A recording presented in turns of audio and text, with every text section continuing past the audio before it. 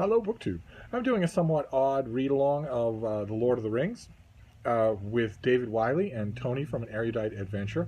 And the thing that makes it a little odd is that we started with the Two Towers. We started with the chapter called The Departure of Boromir and skipped the Fellowship completely. We've all three read the book quite a few times. We know what happens. So we're not advocating that you read Lord of the Rings this way, but it really has been eye-opening for me to read it this way. As opposed to flying through a reread of the whole book and liberally skipping parts that I already know bore me. The parts that we're reading that we'll finish out with today for the Two Towers were those parts. They are the Hobbit parts, what I always refer to derisively as the Hobbit parts, because the story splits in two in the Two Towers. We at one half deals with one of the Two Towers, which is Orthanc, the citadel of the evil wizard Saruman, and the other half deals with Barad-dûr, the citadel of the Dark Lord of Middle-earth, the Lord of the Rings, Sauron. In the first half, our heroes are fighting a war against Saruman. They're fighting a conventional war against armed orcs and Easterlings. And there are dueling wizards, and there are ents, and there's heroism, and all sorts of stuff like that. And in the second half of the book, it's the Hobbit Frodo, who is bearing the One Ring of Power, that thing right there. He's bearing that to the fires of Mount Doom in order to destroy it. He's walking it into Sauron's own stronghold in order to destroy it. He's accompanied by his servant Sam, and they are accompanied by the creature Gollum, who was a long time under the spell of the ring, wants it back, very much so, and is guiding them, because Gollum has been into and out of Barad-dûr himself in the past. And they have taken, as we saw yesterday, they've taken an extremely perilous path. The stairs of Cirith Ungol, which lead, unbeknownst to them, unbeknownst to Sam and Frodo, but they're very much known to Gollum, leads to the lair of a gigantic creature, a spider-like creature called Shelob, who is horrifyingly described in the last chapter that we read. Frodo and Sam, with the help of Sting, manage to cut their way to freedom, and they are running. Frodo is running outside when he is chased by Shelob, unknowing to him. Sam can see it happening. But just as Sam is about to intervene to the best of what the extent that he can do, he is waylaid by Gollum and has to fight Gollum and fights him off. But by then it's too late. By then it looks like Shelob has struck Frodo down. In the chapter that we're reading today, The Choices of Master Samwise, it looks like Frodo is dead. Sam he fights Shelob, first of all. He fights her with Sting. He has this ancient elvish forged blade, and it is enough to seriously hurt her. He also has the Phial of Galadriel, this object of sorcerous light that is the kind of thing that Shelob has never seen in her long existence, and which is purely painful to her. We're told, Sam holds it up, and we're told, as if his indomitable spirit had set its potency in motion, the glass blazed suddenly like a white torch in his hand. It flamed like a star that, leaping from the firmament, sears the dark air with intolerable light. No such terror out of heaven had ever burned in Shelob's face before. The beams of it entered into her wounded head and scored it with unbearable pain, and the dreadful infection of light spread from eye to eye. She fell back, beating the air with her forelegs, her sight blasted by inner lightnings, her mind in agony. So this is not just light. This is sorcery against sorcery. Then, turning her maimed head away, she rolled aside and began to crawl, claw by claw, towards the opening in the dark cliff behind. And Sam takes one last swipe at her, but he lets her go. He's got other things to think about, his prone master's body, for instance. But we are told little detail. Shelob was gone, and whether she lay long in her lair, nursing her malice and her misery, and in slow years of darkness healed herself from within, rebuilding her clustered eyes, until with hunger like death she spun once more her dreadful snares in the glens of the mountains of shadow, this tale does not tell. So this touches on a point that Tony made in one of his car videos. He's making car videos. Every time I see him making a video in the front seat of his car, I expect that it's going to be 40 minutes about how the earth is flat. That's where the car dudes tend to go. But he made a point that this opens the door right, for an adventure in the Fourth Age, some kind of adventure in the Fourth Age in which Shelob is back. We're not sure that she's dead. We're not sure that she can't heal. Although, to my mind, in Tolkien's vision of the world, it seems to me, his vision of the world says that only good can heal. And that Shelob, if I had to go just by the vision of the world that I see in his writing, I would assume that Shelob would stay maimed. She might live, and she might still be able to do lots and lots of evil damage, but she couldn't heal. Right? I mean, Morgoth doesn't heal. When a great eagle rakes his face, he doesn't heal. Those scars don't heal. I'm hard pressed to remember an example in Tolkien of something evil healing. I don't think he attributes that authority to them. But it's still an interesting thing to think about. And Shelob is gone. She's wounded. She has withdrawn. Sam isn't thinking about her anymore. Instead, he's thinking about Frodo, who's just laying there and seems dead. Seems to have a greenish hue to his skin. Sam convinces himself that Frodo is dead and wonders what to do. What do I do now? I never wanted to come here. I joined this quest to serve my master. I didn't do it for any other reason. What do I do now? And he gets to a point of wondering that where Tolkien, I believe, just gives him basic human wisdom. Because we've all been in that moment, or those of you who are very young, you maybe haven't been in that moment yet, but you will be. That moment is coming for all of you that haven't had it yet. A moment when you are at the end of the world, you're at the extremity of your limit, and you don't know what to do. And when that moment is accompanied by duty, and Sam very much has a duty here, the whole fellowship was entrusted with the duty to destroy this object, to save Middle-earth from complete darkness, from the complete victory of the worst bad guy. When you're at that extreme moment, that rock bottom moment, even though Sam is high up in the mountains, and you reach the extremity, when it's duty that's involved, there's only one answer. And when I get to this point in the book, I always remember that I would be really disappointed in Tolkien if he didn't give that answer.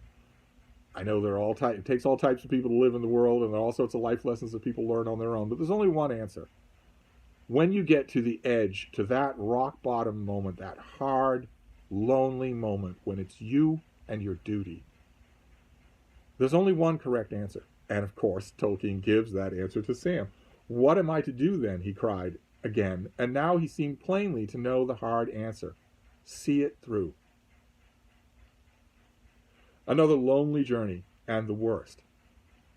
See it through is the only correct answer at that moment when you're wondering what I should do. You have no choice. You have to see it through. And that means he has to take the ring off what he thinks is his master's dead body.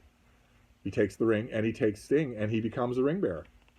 And very soon after that, we get the fascinating... I mean, the fight with Shelob is certainly heart-wrenching, but it's only a paragraph. Right after that, when Sam takes the ring from Frodo, takes the chain, puts it around his own neck, takes Sting, and figures, I will just go on.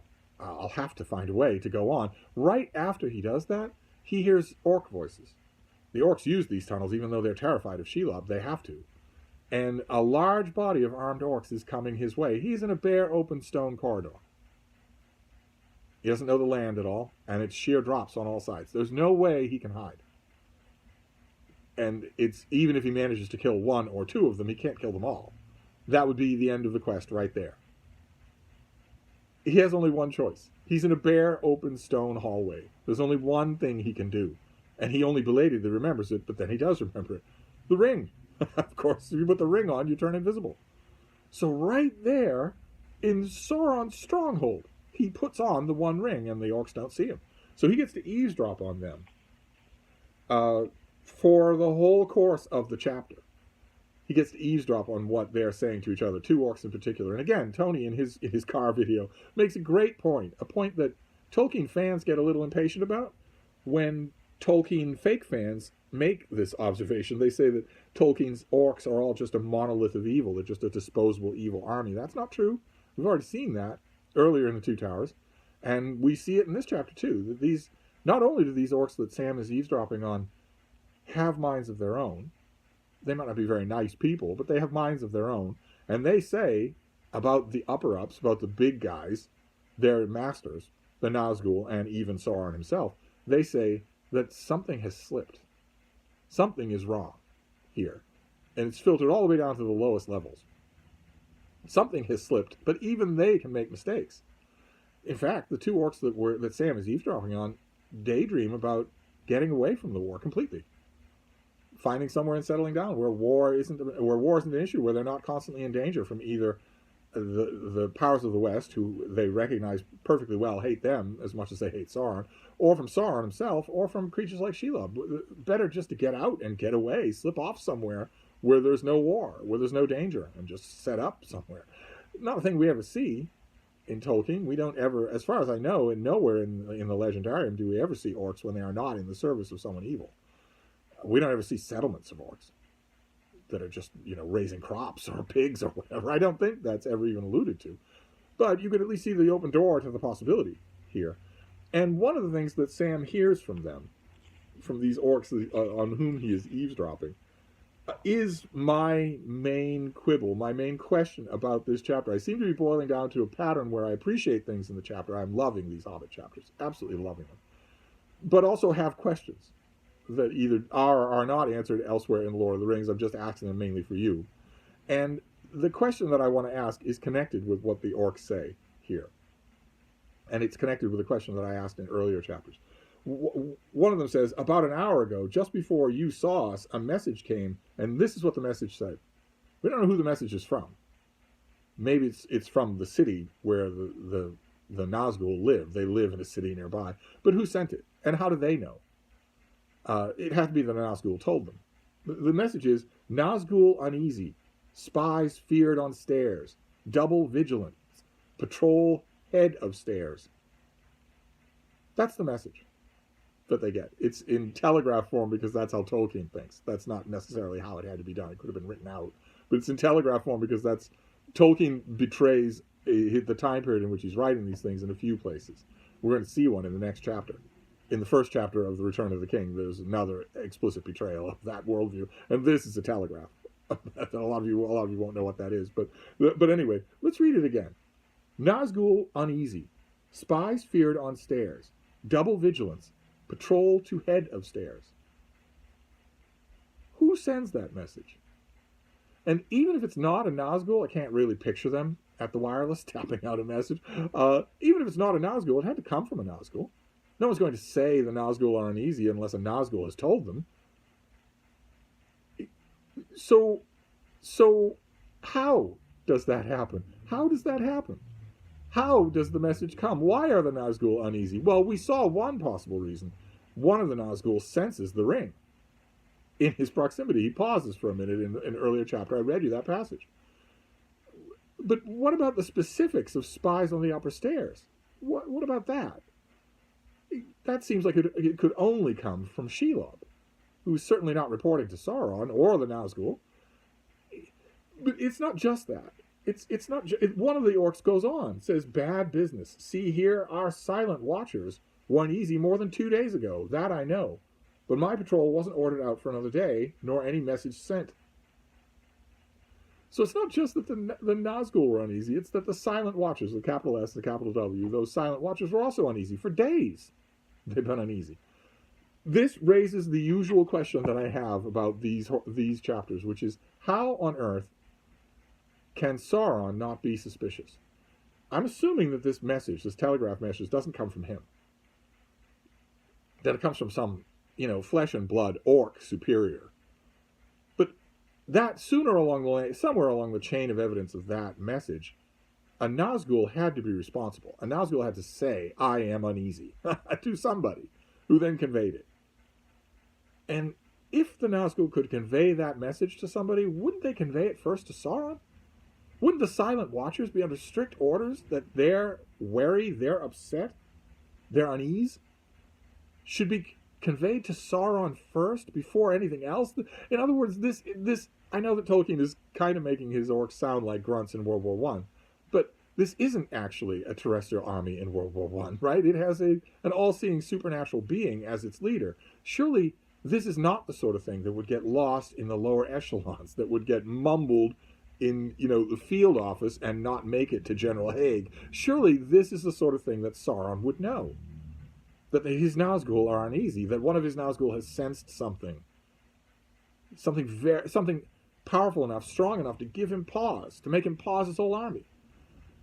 Silent watchers that are employed, they are there by Sauron specifically to watch his stronghold. They have been upset for days. And they know the exact location of where they're upset. Why isn't this area swarming with Nazgul? Or trolls? Or both?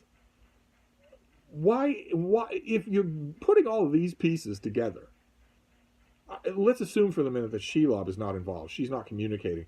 I assume that in his fastness of Barad-dûr, if Sauron learned that something had wounded Shelob, that something had wounded her, if she were in communication with him and said, not only did something stab me in my impenetrable skin, but something also blinded me. There was a bright, shining, elvish light in this hallway right now, just an hour ago. I assume that if Shelob had said that to Sauron, the place would be swarming with. He would have turned all his attention to that passageway. Now, I know the reasoning here. I know that if I had Tolkien over here for Wine and Calzones, I know what he would say about that passage. I wouldn't have him over here for Wine and Calzones because he couldn't go 15 minutes without smoking. Some things aren't worth hearing the master explain his work. But theoretically, if I could have him over here, I know what he would say. He would say that even if Sauron got those warnings, he completely ignored them because, as we have covered before in this read-along, this incredibly tedious chapter-by-chapter read-along, the idea that the ring is being walked into Barad-dûr in order for someone to destroy it is so totally outside of Sauron's contemplation that he literally is not allowing it even as a hypothetical possibility. It's not anything he even thinks about. So if there are spies in these corridors, they will be human spies. They will be Faramir's men. There won't be anything that needs his direct attention. They certainly won't be that. It certainly won't be. It will never cross his mind, even if he hears about this, it will never cross his mind that the One Ring is on his doorstep. That he doesn't need to fight with the West for it. It's being delivered to him. I'm sure that that's what Tolkien would say. But we're told in this chapter, one of the orcs makes it clear to one of the other orcs that anyone who's captured is to be searched, stripped and searched, and that everything, can I find it for you? Everything that they have is to be taken from them and kept. I wonder if I can find that. It's nearby because while Sam is eavesdropping on the orcs, he hears them say that Shelob doesn't eat dead bodies, and she doesn't waste her venom, and she doesn't waste her webbing. She wraps Frodo in webbing. In other words, Frodo's still alive. He might seem like he's dead, but he's not, because this isn't how Shelob treats her prey. Sam hears that and feels like, first of all, an amazing feeling, but also the prize-winning fool. He left Frodo, and now Frodo is in their hands. But at one point, am I going to be able to find it? I noticed it because the word ring is buried deep in the list. Yes, here we go. I have my orders, and it's more than my belly's worth or yours to break them. Any trespasser found by the guard is to be held at the tower. Prisoner is to be stripped. Full description of every article, garment, weapon, letter, ring, or trinket is to be sent to Lugbers at once, and to Lugbers only. So that is the sort of the regional headquarters of the Nazgul. And the prisoners be kept safe and intact under pain of death for every member of the guard until he, that is a capital H, that's Sauron, sends or comes himself. That's plain enough, and that's what I'm going to do. Well, that is plain enough, but what does that say? What does those instructions say? Those instructions seem to me to say that Sauron is holding out the possibility that perhaps the One Ring will come at him through a secret passage into his kingdom, that it's coming towards him instead of being kept away from him. Otherwise, why would he do that? Why would he leave specific instructions to strip and inventory every item that an intruder has, as opposed to simply killing them or giving them to Shelob? Why would, if he thought that all he was going to get by that instruction was, the chainmail and the tighty-whities of the men in Faramir's command, ordinary stuff, why would he make that order? It seems to me the only reason he would do that, much less, the order includes, keep in mind, that he will either send someone for those items or he'll come himself to this orc storeroom. He'll come himself. That seems to me to say that he is leaving open the possibility that the One Ring might come this way. And so that's what I would say to the hypothetical Tolkien if I had him here. I would say, it seems to me that you're trying to have it both ways. Either Sauron has set an impregnable guard on all the entrances to his kingdom with specific instructions to search for rings, search for trinkets. Obviously, these orcs have never been given those instructions before. They've been told, kill intruders. Imagine if the reverse were the case, right? Faramir's rule for his mountain stronghold is if anyone finds it, they must be killed.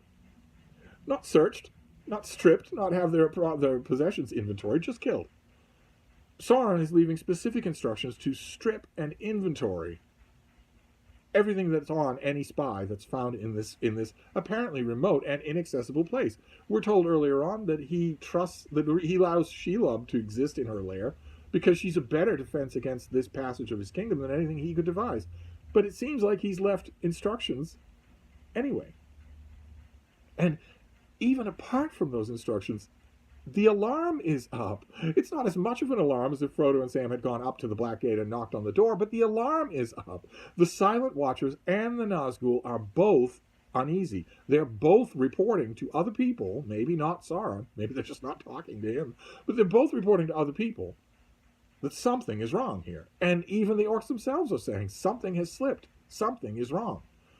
And the orcs also know that someone else is around. Frodo is unconscious. He didn't cut the webbing off himself. Someone else is around. Someone else is up in this passage where they rather hilariously assume it's a big burly elf warrior with an elfin blade. We know they're wrong, and Sam thinks that's kind of funny, and we can laugh a little at Sam strutting a little at being mistaken for a big elfin warrior. But the point is, that's not a detail the orcs would keep to themselves. They would pass that up the line. That I think we have a serious intruder here, someone who has managed to wound Shelob. That as we finish out the Two Towers, we finish out on a note of doubt for me. Doubt. If I were over Tolkien's shoulder when he was writing the finished volume of these chapters, I would have told him, you can only have it one of two ways. You can't have it both ways. Either this passage is not sufficiently guarded because Sauron does not conceive that the ring could come to him this way, or any serious opposition could come to him this way, or he isn't. It's got to be one or the other. Either it's well guarded or it's not. It can't be that Sam gets through even though Sauron is suspecting that someone will bring the ring this way. That just doesn't seem to me like if that were the case, Sauron would leave instructions to grunt orcs to do this work for him. It seems like something else would be involved. Does Sauron command anybody else to do this? Does he have dragons or fell beasts in Barad-dûr who he could send here? Maybe not a Balrog, but something. It's a question for me. I wish that it weren't there. I wish that we never heard that message from the Nazgul, that the Nazgul who senses the ring briefly dismisses it and never reports his unease. I wish that the Silent Watchers were not uneasy. I wish that message weren't in the book. That if you find a killer, if you find a spy, they're to be kept safe and sound. You're to strip them and inventory their works. Inventory everything they have with them. Why on earth would that instruction exist? If not that Sauron is looking for the ring. But we're told that the reason that this plan has any chance of success is because it has not crossed Sauron's mind that the ring could be making its way to his kingdom. I don't mean to leave on a negative sounding note. It's just a question of mine. But I love the chapter. Absolutely love the way this book ends. I feel almost like I've read it for the first time. Even though I've gone over these passages and taught them, I still feel like I've read them for the first time. Because of my co-host, because of this Read Along's co-host. So now the question remains, do we continue? do we continue? Are Tony and David going to read The Return of the King in March. They're doing, a block of chapters at a time and then a video about that block of chapters. They're not doing the lunacy of a chapter a day. But if they're reading Return of the King in March, I might continue with a chapter a day. That might be a lot of fun to do. We shall see. Maybe I'll confer with them. But anyway, I'm going to wrap this up. This has gone on quite long enough, and I'll be back. Thank you, BookTube.